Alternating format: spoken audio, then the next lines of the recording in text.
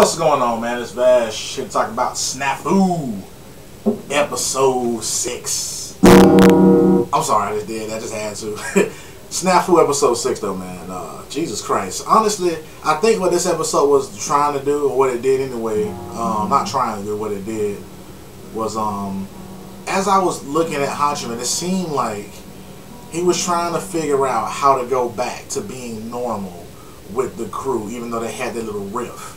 From what I can gather, that's what he was trying to do. That's why he kept looking at Yamato and his little crew, because they had a somewhat spat and they end up getting back normal because Tobe and Eben are there and everything's fine. So he was looking at them like as an example as of like how to get back. That was the first time he actually looked at someone with the intent of getting help, because he actually was looking for help on the situation, you know. And then it went from that to him trying to figure out, is there even a purpose to the service club? Is there even any purpose for it? You know what I'm saying? Like, he went from trying to figure out how to patch shit up to, in the middle of the episode, just kind of like, well, should we? Like, is it even worth it at this point? You know what I'm saying? Because you got Yukino, who's kind of just, she's just acting like completely weird. Yui's trying to hold it together. You know what I'm saying? And Hachiman himself is trying to, but nothing's coming from it because they just can't get over what happened over these past few, I'm assuming these were days, you know what I'm saying, I don't know, but they just can't get over the situation. So, you know what I'm saying, Hachiman is, you know, struggling with that, you know, and by the end of the episode, you can tell that he comes to the realization that even though this club is a far-fetched, outlandish sort of club, it's nothing to joke about, because as that girl, what was her name, Orimoto or something like that, the girl who he liked in middle school, as she was laughing, he didn't try to fake laugh with her, because he usually does that. He usually tries to fake laugh and smile it off. He didn't. He didn't appreciate the laughing at this group. So you can tell that he holds that group dear. You know what I'm saying? And I respect the fuck out of that shit though, man. You know, it's just sad seeing this struggle within this character. You know what I'm saying? Because you can kind of see the change that he's trying to make within himself and the fear that he's having with trying to come to said change. You know what I'm saying? I understand that. You know. It's not easy to try and change yourself, you know what I'm saying, and that's something that's difficult for all of us as people, you know, to have to come to that conclusion as to maybe the way that I'm living isn't right, you know. But if you've been a certain way for most of your life, then, you know, trying to become a different person, that's a difficult thing to process, you know. That's kind of a difficult thing to. That's actually adult of him to realize that at the age of, what, 16 or 17? I don't know how old Hachiman's supposed to be. I think he's supposed to be 16. But that's very adult of him to come to that conclusion, you know what I'm saying, at his young age. And at the same time, it's a struggle to also try to cope with that shit. So that's what this episode was highlighting. But at the same time, I like I don't know what to call that. I like the growing moments, I guess, between him and Iroha, because she is herself around him. She's just this, she's not trying to be the cute girl who's trying to get him to do shit, because it doesn't work on him. He doesn't fall for that shit. You know what I'm saying? So I like the growing moment, like when he first met up with her, when they were meeting to do the stuff for the student council. When he first meets up with her, he tries to reach and grab the bag, and she's like, oh my God, you hitting on me?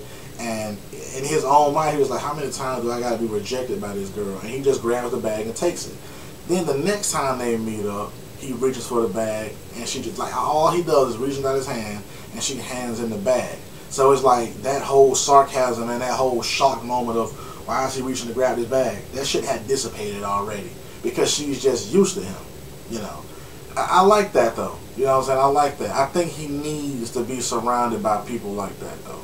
That's one of the reasons why I don't understand her character that much. I don't read the light novel, but that's why I like Haruna. You know, Yukino's sister, because Yukino's sister is someone who is putting up a face around a lot of people, but he can see through that shit. He sees through that shit, and she knows that he is able to see through that shit, and she can actually bring out a side of him and make him do things that he normally wouldn't do, just like Iroha can. Like, Iroha right now is making him put in work that he normally wouldn't do. He normally wouldn't bother with the shit, you know what I'm saying, that he's actually helping her with right now, but he is doing it because of the type of person that she is, and I think that's dope. You know, he feels some responsibility for making her the student council president, but that aside, because she is showing her true colors to him, you know, it's almost like he can respect that in a way. You know what I'm saying? It's kind of fucked up in a way because she's kind of like, you know, she does that to make people fall for her. You know what I'm saying? That's why she tries to be the cute sort of ditzy girl. She wants to make people fall in love with her or fall for her and think she's this cute girl, but she doesn't waste time doing that with him. So it's almost insulting. It's kind of like, well, I don't want you falling for me. But at the same time, it seems like because she's showing him her true nature, he's accepting it and just rolling with it, she might end up falling for him. You know what I'm saying? The reverse is going to happen because she's being her true self around this person. So that's dope. But yeah, in this episode, I kind of just didn't even talk about the plot. In this episode, the story was that Iroha has to work with another high school to get something going for this Christmas thing, like a Christmas celebration thing that they have to do for school. And she works with the other high school, but it turns out that the other high school is pretty much just a bunch of douchebags who just wave around big words and use all this jargon, but get nothing done.